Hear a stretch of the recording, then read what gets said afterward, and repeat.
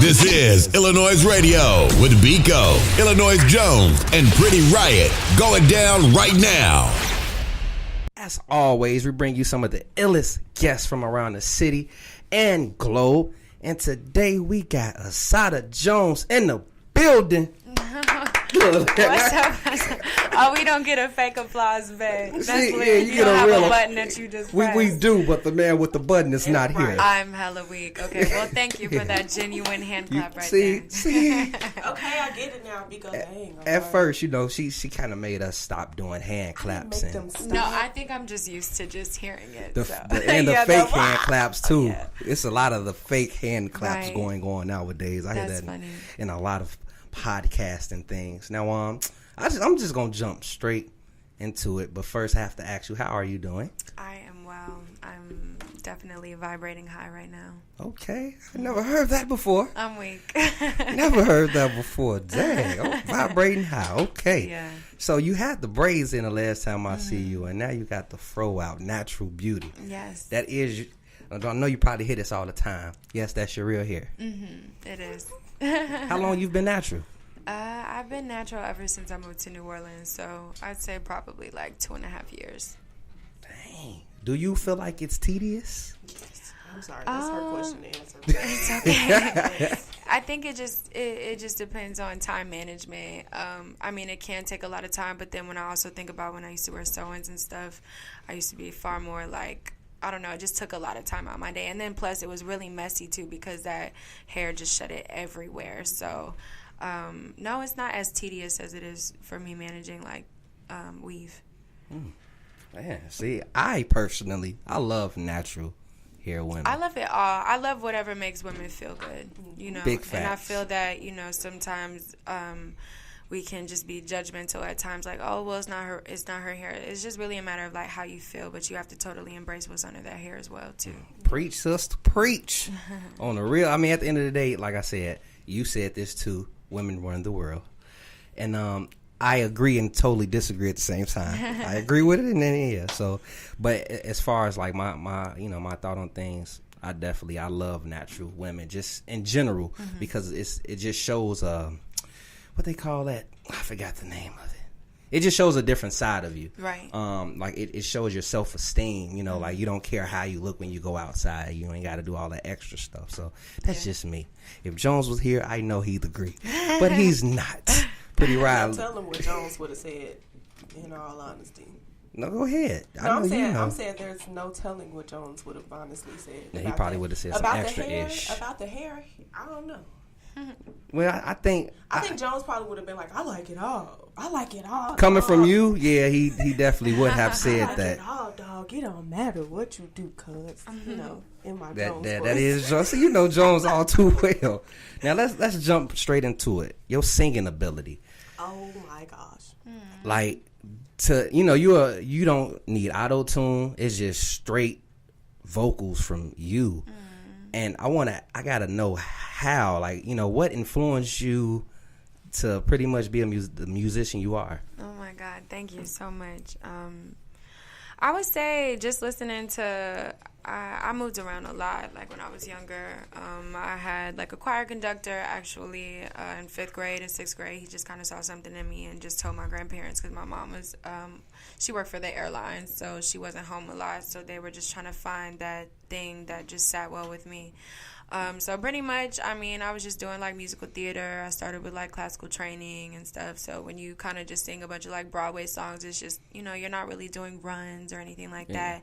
It really took for me to like move to Toronto, and I was by myself out there. I went to like an art school out there because my mom was getting her master's in museum studies.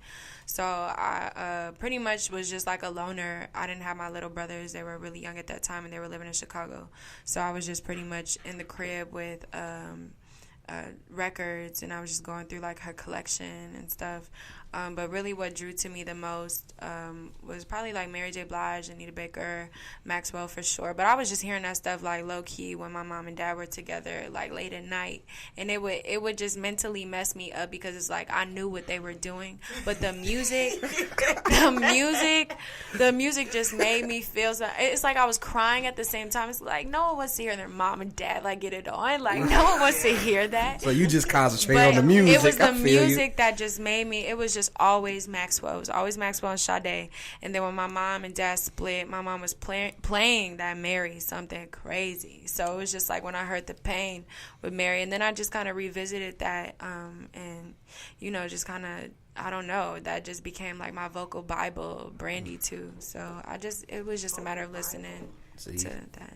That's why, and I think that's really what draw me to you, because you're a pure vocalist. No, thank you. You don't, like I said, you don't need Autotune, and now within this new generation, rap is even Autotune. You know what I'm saying? And it never used to be that way. I feel like a lot of artists still do use Autotune. It's just a matter of how much are you using. Like, you need some type of, like, polishing, just like a lot of people, some people do use filters. You know what I'm saying? Like, you look beautiful, but it would just be a little bit better if we just added a little bit more to just make it sound, like, more professional. So, Autotune, like, it just depends on, like, how much you use. If you're using, like, 10%, great, cool. It still sounds great. If you're using 70 to 80, if you're using, like, 100% Autotune.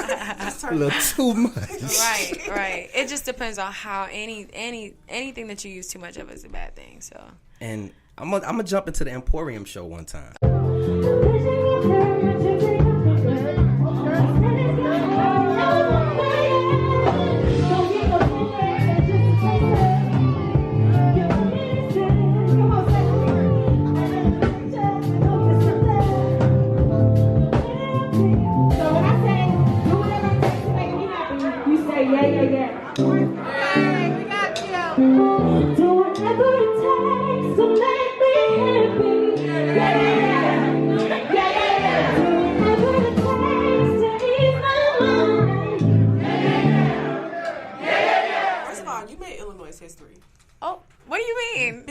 Nobody's ever had a proposal done. Oh, yes, wow. she did. Shows. And, yes. Of course, that was a part of your set. That was part of your OD. set. So that was super dope. Like, that was really cold, actually. Yeah. I think I was just mentally in a whole nother world just because I had strep throat. So I was just really just trying to get through with it. Strep throat? Yeah, that's why I brought it up. She jumped right into it. Yeah, I had strep throat. Really good. I couldn't tell. Thank you. I'm trying to figure. I just want to know how.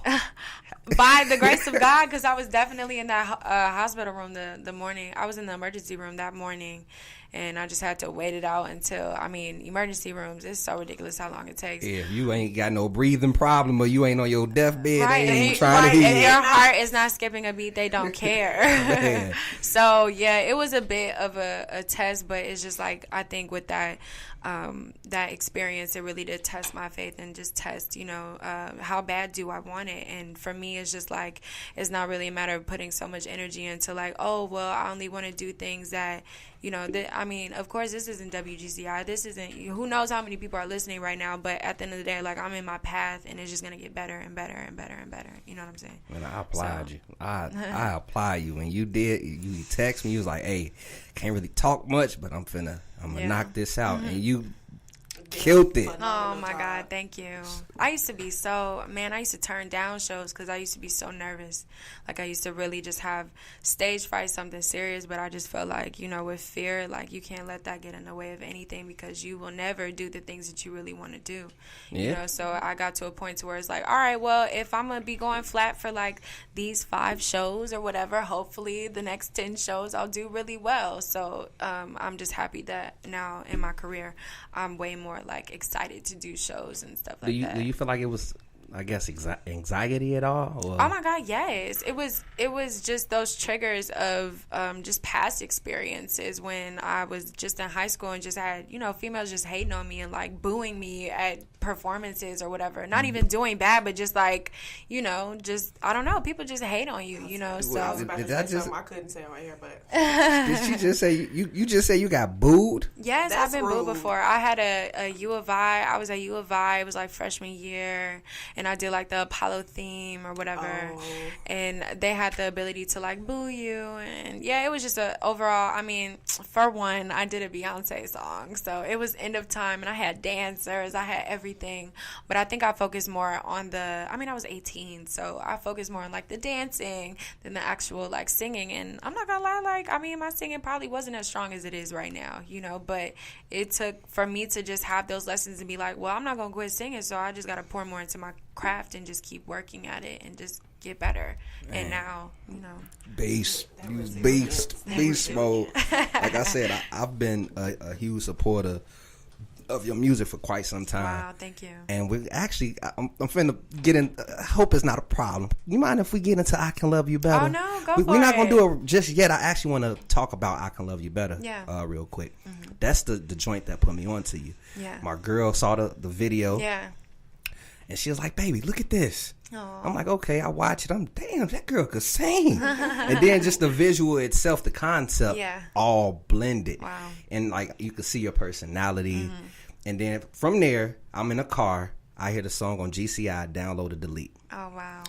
Of course, I'm download that joint. You feel me? And that was like the last push from the city I've seen for the record. And I just want to say this since you're here. Mm-hmm. You know, to me, that hurt me. Because to me, this record we getting ready to play, that's a classic record. Yeah. And it deserves so much more recognition. So I guess I can say this. You dropped it at a time, I want to say drill was popular. Mm-hmm. Do you feel like drill overshadowed the R&B scene? No, I think it was just more so like the laws of attraction, you know, that played into that whole situation in that time of my life. Had I blown up, you know, in more than just Chicago, I wouldn't have been ready for it. I may have fallen flat on my face. I feel that God just wanted to really mold me, you know. So for that, it was just like, it just wasn't my time yet, you know, but I was thankful and appreciative of the ability to show Chicago and whomever was, you know, moved by that record what I could do, you know. And that was me at 19, so. Wow. Yeah. Can I ask a question before we hop into that song? I know you spoke about moving to New Orleans. So when you moved to New Orleans, did you do that so you could work on your craft, or was it just a move? It again, the laws of the universe, man. For real, it's like when you just like release and just allow the process to just happen. You don't really know what factors are gonna play into you becoming what you want or whatever. But that's why you got to just have like the least resistance and just not try to control outcomes, because really it was just my mom telling me like, look, I know you love Chicago, but you know it's serving you but not enough. You know, I think it's time for you to switch it up. So I work at Dillard University, and my employee discount has kicked in, and you know I want you to come down here and enroll in school. So my mom working there just opened doors for me, and I was able to just, you know, like just live, you know what I'm saying? Like just experience campus life all over again. I had never lived in a dorm. I had never just been in a real university. I was always in city colleges. So it was like junior college, and it just wasn't the same experience. So God really humbled me through that, because I was living in a dorm with an 18-year-old and I was 24, you know what I'm saying? And big age gap too. Yeah, I mean, you know what? Nah. She was actually a very wise young lady, and I was able to just, you know, help those young women and pour into them. And I mean, they loved me. They supported me. I did shows for them at that school. Like it was just a really dope experience. And then not only that, just being in the city of New Orleans is a whole vibe, for real. Oh, that food is good down there. Bruh, I gained at least like a good 15. It's crazy because where? It's like, no, it's gone now. That's what I'm saying. I moved back to Chicago, and it's just like, all right, bye, sis. We'll see you later. Yeah, it stayed in New Orleans. It stayed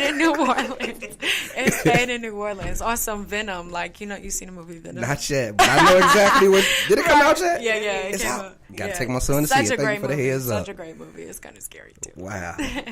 I'm happy you said that. We gonna get into "I Can Love You Better," and we gonna get right back to our conversation with Assata here on iLLANOiZE via Logic Radio. Don't go nowhere.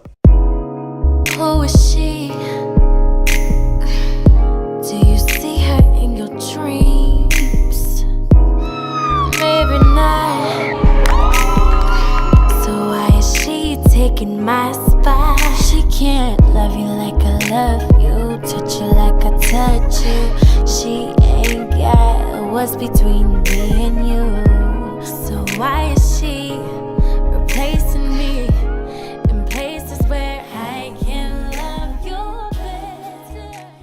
now back live on iLLANOiZE Radio. You hear Assata in the background with the vocals. Y'all know it's real. It's real. It's not fake. Those are real premium vocals right there. I'm dead. I feel like I'm gas right now. Uh-oh. Like you're marketing me like I'm gas. I mean, on the pump. That's real premium gas right there. That's not unleaded. That is not unleaded at all. So silly. So silly. Now, we were having a little discussion off air. We were talking about the concept for I Can Love You Better. You and D Gaines put together, I mean, not just that video. You guys worked together on a lot of occasions. Right, yeah. How did you guys meet and, things of that nature? It's kind of OD for real because it was like at the time when Chief Keef was really killing it. Not that he's not anymore, but it's just when, drill was introduced to the world.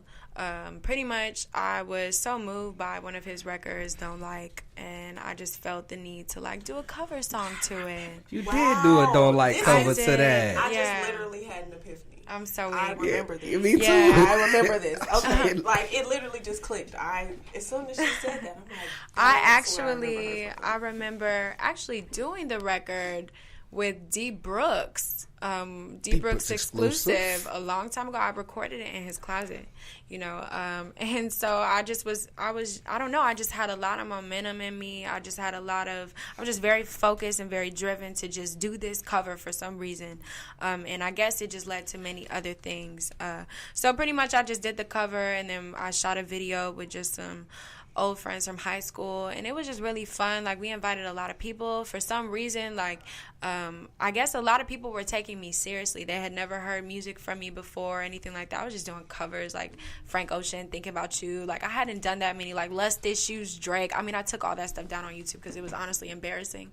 But anyways, I did the She Mix, that's what I called it, and I guess it caught like fire on Twitter, and then it just like ended up trending when it was time to like drop the video. But I didn't really know at the time. Like, I was just trying to have fun, and I guess it kind of turned into absolute embarrassment. I felt ashamed. I felt so low because I had never wanted to associate myself with something that would end up embarrassing me.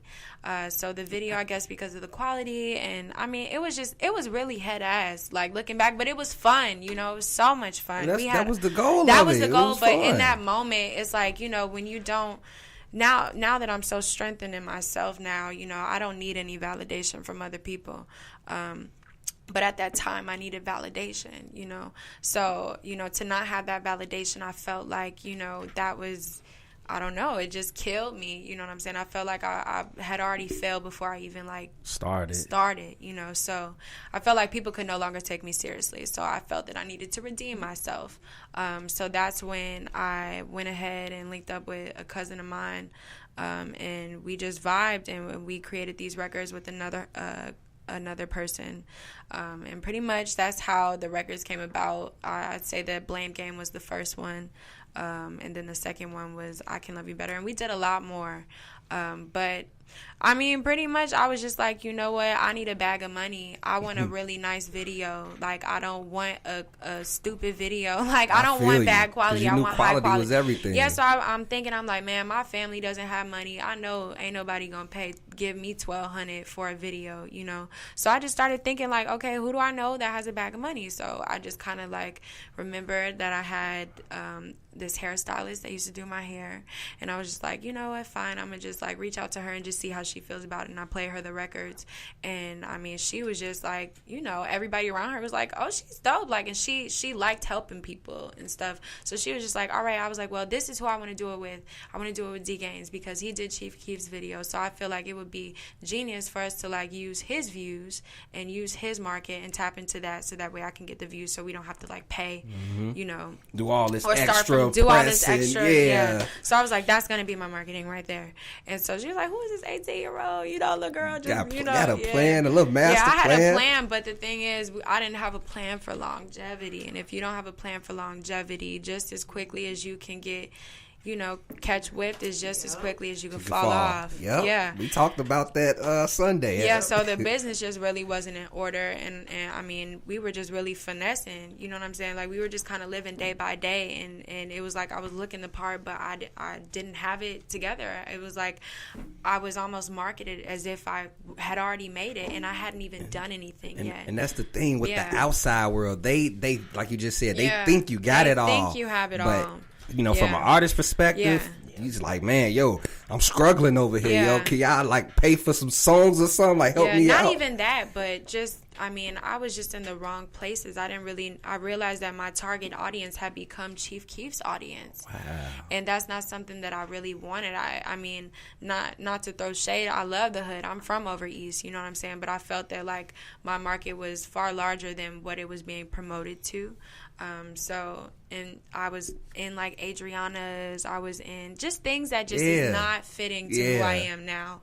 But it's okay though. It's okay. It was an experience for sure. But I wasn't performing. I was really just like around pretty girls, and I looked the part, and that's just what it was. I just was just having fun, Man. But I didn't really have guidance, so yeah.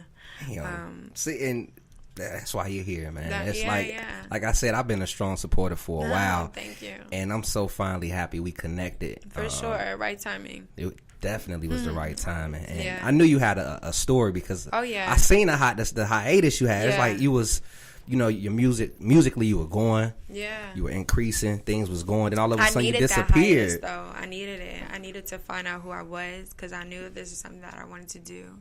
At first I thought, okay, well, let me just give myself stability. Let me just go get a 9-to-5 and provide myself with a car and a house. Oh, baby, that lasted 7 months. I was like, oh, no, boo, you're going to have to get back on this music because I felt dead. I felt like I was the Walking Dead, for real. That's my show, too, so I understand. I really did, and I would sit at that cubicle. I was working for Comcast at the time, and I would sit at that cubicle and just, like, be writing music, and it just really, I remember the day that I purposely got fired. I just said, I'm not answering phone calls today. Like, I need to get fired. I had a plan. I was like, okay, I'm going to get on unemployment. I'm just not going to. I'm not going to. I need a plan. Like, I got to be fired or something. I'm not finna just go out like, I didn't even get I was eligible for unemployment, but I don't know. I had too much pride. So I'm like, okay, sis, get you a little cute. No, because they still had to make sure, like, you was finding a job. And I'm like, no, I'm definitely not about to do that. So I ended up, like, being a host for a little bit. But step by step, I just saw the journey, and I just saw how I elevated. I remember I had Weave at the time, and I had just gotten into vision boards. My mom told me about vision boards.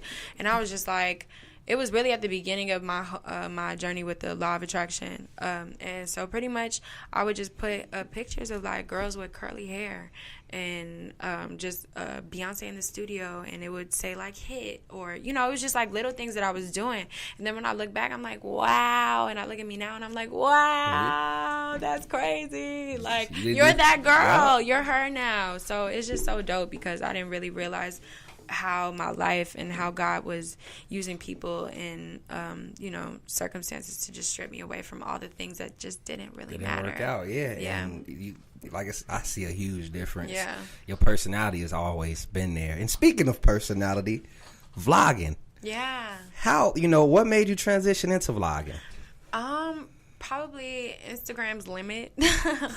There's only so much you can do with a minute, and they have the IGTV. But what is that really? Yeah. I'm straight on that. Haven't used it yet. Yeah, have not used it yet. I posted a music video on it. It's cool, but I don't know it's how. It's so out the way that people don't pay attention to it. Yeah, it's really hidden. Yeah. I don't know.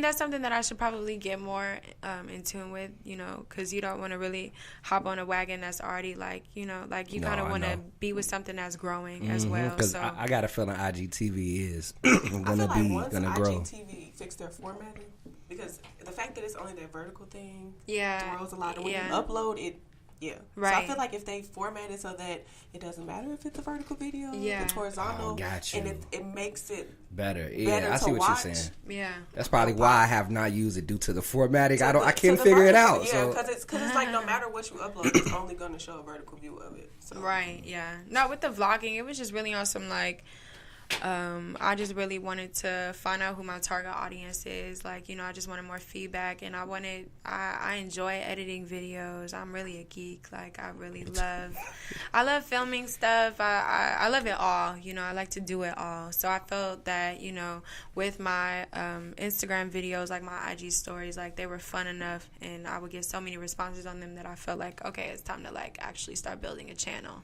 So that's why. Have you seen any growth? Yeah, definitely. I got at least like 200 subscribers within like a week.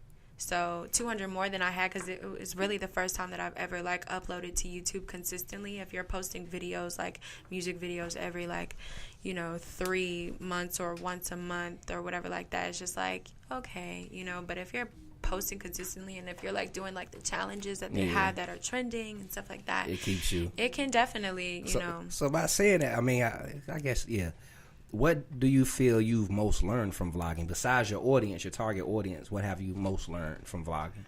How much I need to have balance in my life. Because you get an idea and you're just like, oh my God, I'm going to pour everything into it, and I'm just going to get up today and live my life and so forth. And then you forget, like, oh wait, like I do need a part of my brain and my creativity for my music, so, and then editing, it takes so much energy out of you too. So you just really have to find a balance. So I've just kind of created a regimen and a schedule, like these days focus on music, these days focus on content. So yeah, I feel you. Yeah. I feel you. Yeah. Like the editing process, oh my God. Yeah. Yes, I feel you on that. And right. Balance is definitely key to life. Yeah, and that's something facts. I still have yet to freaking find. Yeah. But I'm trying. Yeah. And you touched me with that right there. So, but yeah, I definitely tuned in when I want to say you probably started vlogging. Wait, I may be wrong. Give me a quick second. It's okay. 2.5 to 3 months ago. No, 3 weeks ago. I said 2 to 3. Almost. I was definitely wrong, but I knew it was soon. I knew it wasn't that long ago. Yeah.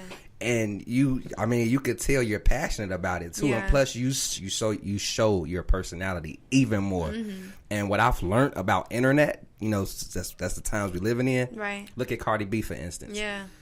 People got to know her through her social media. Exactly. That's why her fan base is where it is, because they feel like they know her. Right, exactly. And, with you vlogging, you're showing your audience who you are. Yeah. So they're going to grow with you. Exactly. And that's all I want. I ask God all the time. Like, I'm like, if it's supposed to be me performing in front of, 500 people or 500,000 people, you know what I'm saying? At the end of the day, I just want to be happy, so. Are you happy? Very, yeah, but it's a work in progress. It is. I'm very vulnerable right now because I'm back in my city, and it's just like I don't resonate with a lot of the friends that I've known for a long time, and even family. You know what I'm saying?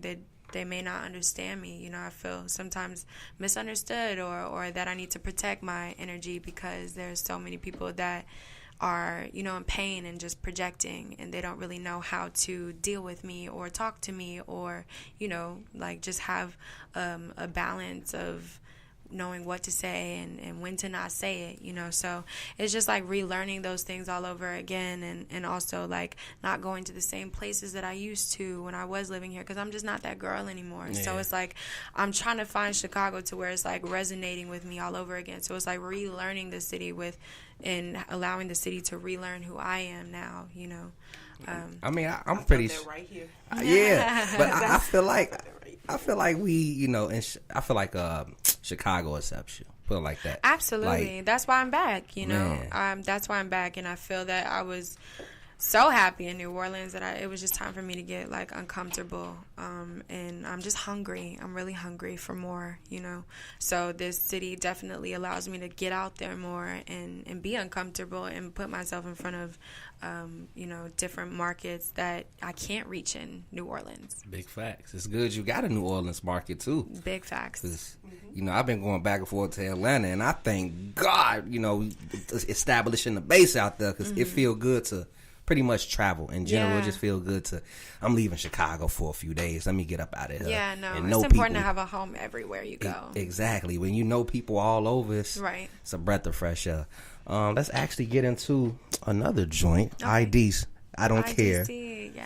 I just want to make sure I said it right. That video was so cool. My homie Sierra Gloss, she's actually under Ava DuVernay and Lena Waithe right now. They do the Shy show, and then Ava DuVernay has done so many, Wrinkle and Dime, Queen Sugar. That's how we met. So she actually shot this video with the Queen Sugar cinematographers and so forth. So shout out to that show for allowing us to do the video. That video's on my YouTube channel, though. It's so dope. I mean, you can see all of New Orleans throughout that video. Cinematography. Yeah, no, the quality is definitely exceptional. Point, because after we play this, we going to get into whatever, too. Oh, yeah. Like, we finna get into I don't care. Go ahead and introduce your joint real quick. This next song is written by me, produced by Tim Maxey, called IDC. Check it out. In a perfect world, what I want is what I needed. Like being two places at once without the pressure of succeeding. Am I the only one who understands me? Am I the one who's standing in my own way? Back live on iLLANOiZE Radio. You just heard Assata Jones, IDC. Man, oh man. What else we? Oh, yeah, you heard the mixed version. See, what happened was, thank you. It sounded good in my headphones. I'm weak. That's why I took it. But I mean, hey, I liked it. I'm pretty sure those listening liked it. And you got a video for it. I do. So for those that's listening, go search Assata Jones on YouTube and watch the video. Or you can head over to iLLANOiZE.co. I moved to New Orleans or whatever. I was trying to find, my music people. I ended up finding this really dope engineer. He and I traveled, and I put a lot of, trust into him, and he recorded all of my music, and then he ended up, not backing up the hard drive. And I wasn't really on him about it either, because it was we were going and going, like we were on the road, and I was just, linking up with all these producers and writing these songs.